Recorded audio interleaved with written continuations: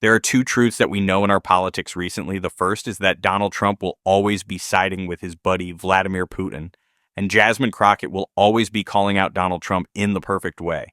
And those two things came together today when Jasmine Crockett confronted Donald Trump and really all of MAGA in front of Congress for their praise of Putin, their defense of Putin, and their abandonment of our ally in Ukraine.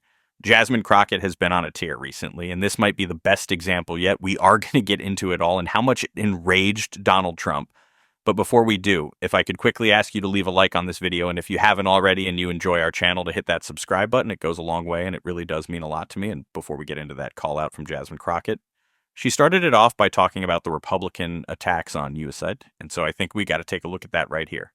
Is that as members of Congress, we do have congressional oversight to the extent that we actually travel the world. We go, we sit down with world leaders, we talk to them about the programs that we have, we talk to them about trade. We also have an opportunity to go and visit and talk and see exactly how our dollars are being spent. And if you are a good member of Congress, you do that. And I do want to tell you about an experience in Africa, but I got to get through these other remarks. So if I have a chance, I'm going to tell you why I believe in this with my whole heart. We all know that my Republican colleagues have a weird fetish with dictators or wannabe dictators. So it should not come as a surprise that they're here attacking global democracy programs. For 6 decades, USAID has been vital in reducing global poverty and hunger, helping to resolve health threats like the Ebola outbreak, which reached Dallas, where I represent, in 2014, and countering regional threats from Russia and China. Not only is pro-Putin President Trump threatening economic warfare against our closest allies and partners, he's blaming Ukraine for Russia's invasion, threatening military force against Greenland, and starting tariff wars with Canada and Mexico. He's also defying a court order to release billions of dollars in U.S. foreign aid. This committee should be providing oversight of the executive branch's illegal impoundment of federal funds. But we're here today so that the chairwoman can peddle new conspiracy theories about U.S. foreign aid. The dismantling of USAID is just another part of the Republicans' chaotic foreign policy and pro-dictator agenda. Republicans are turning their backs on American farmers who provide nearly half of USAID's global food assistance. I'm going to stop here really quickly, because I think what happens is that when the American people hear that we're sending out money, they believe that we're just dropping bags of money places. And that's not what we do. But let me tell you, China does. China does.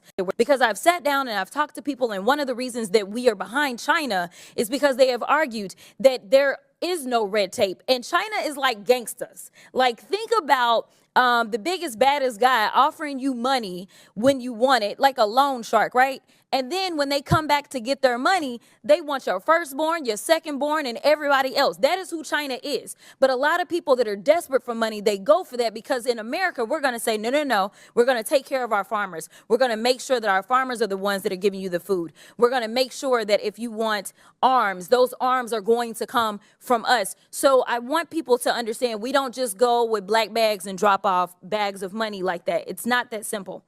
But I want to get to a couple of questions because I know I'm running out of time. Mr. Unger, the chairwoman stated that, quote, the federal government has been sending billions after billions of dollars to push left-wing ideology, fund radical extremist groups, and usurp the will of the people abroad and here at home.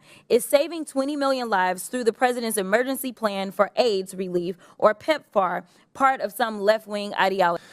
Yes or no? No, in fact, Okay, PEPFAR was created by Republicans. It was created by Republicans. Thank you for that fact. In fact, it was a Bush, a Texan.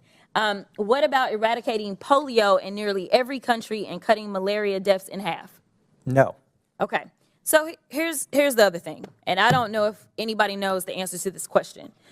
We have been talking about USAID and trying to pretend like it's the devil, but when we look at the numbers, is it 50% of our budget that goes to USAID, Mr. Unger?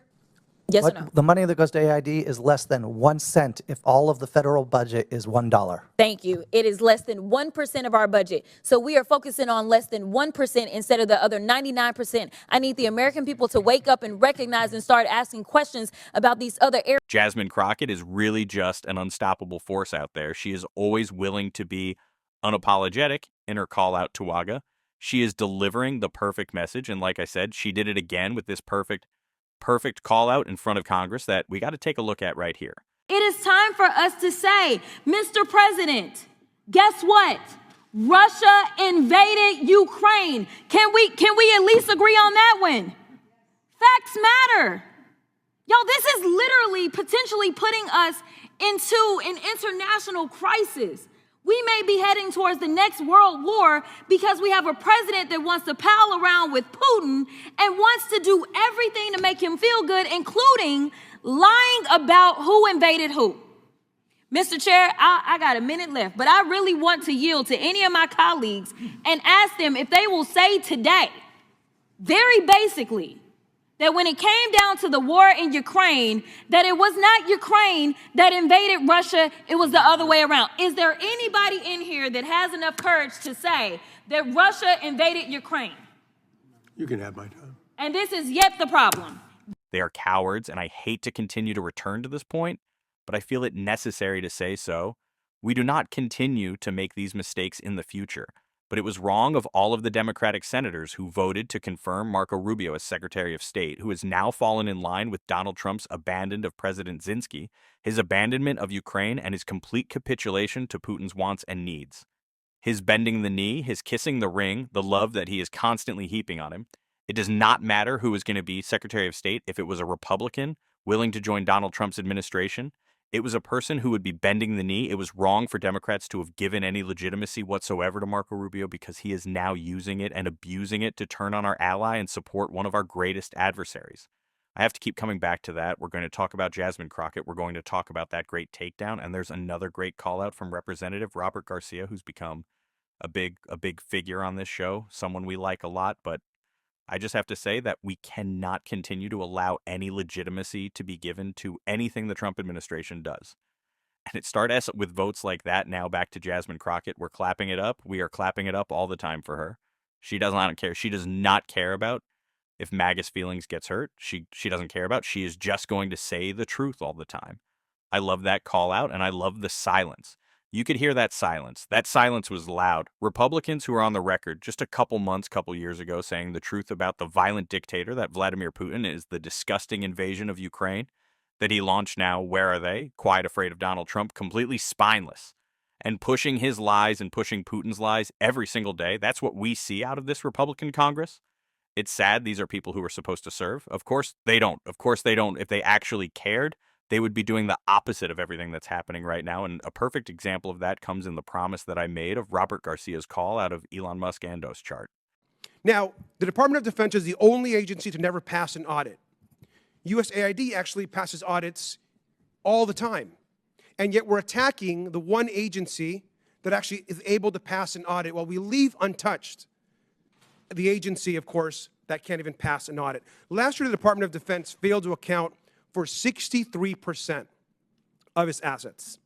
Trillions of dollars worth of equipment haven't been properly documented. And it's not just their failure to pass an audit. I want to just quickly ask about some key programs that are over budget and behind schedule. This, of course, we know here is the F-35 fighter jet. Will cost us $2 trillion over the course of its life cycle. These planes are often delivered late. They often cannot fly. And right now, we know that the F-35 is $183 billion over budget. Mr. Unger, which is more, the $183 billion cost overrun of the F-35 or the entire USAID budget?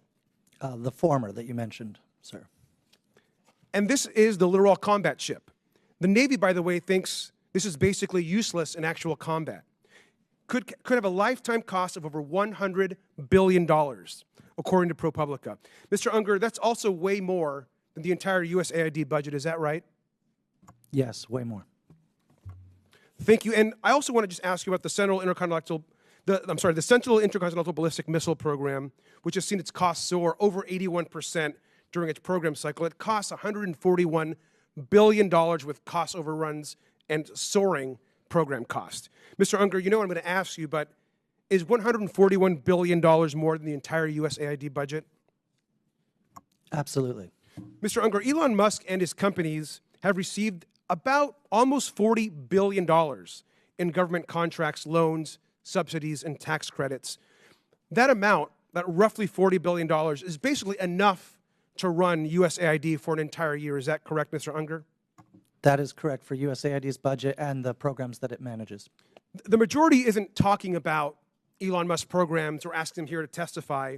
They're attacking USAID and are supporting a billionaire who gets richer every single day. We got to push back every single time. Now, Robert Garcia and I talked about this in the 2 interviews we had. 2 great conversations. I recommend you check it out. If Elon actually was so proud of all that he's doing at Doge, with his stupid little tech support shirt, it would come before Congress. There have been subcommittee hearings, there have been committee hearings, there have been press conferences, there have been protests. Elon doesn't show up, doesn't answer any questions. Why is that? If you thought that there was a legitimate reason besides serving your own interests to try to get rid of the Consumer Financial Protection Bureau, we spend $700 million on it. Yeah, it returns $24 billion to taxpayers if you claim to be a business genius. Maybe we look at that, Roy, right? If I told you, hey, if you give me $7, I'll give you 24 back. I think you're making that deal. Trump likes to talk about being a deal maker. That seems like a pretty good deal for the American people. Obviously, that's not what Elon is interested in, and perfect to call out the bloated defense budget, not just because it's a real way that Democrats have always been talking about waste, fraud, and abuse in government, but because it is where Elon gets all of his contracts. So, of course, the most glaring example of the thing he claims to want to go after, he doesn't touch why it affects those pockets. It affects those pockets. Can't touch that, no. Give them another 400 mil for those armored Teslas that they tried to cover up. That's what it's about to them. That's what it's about. We know that that's what we're going to talk about as, every single day on the show. If you want to support that, as always, you can hit that subscribe button, leave a like on this video. And if you stuck around at the end, can drop a blue heart in the comments. And until next time, I'll see you soon.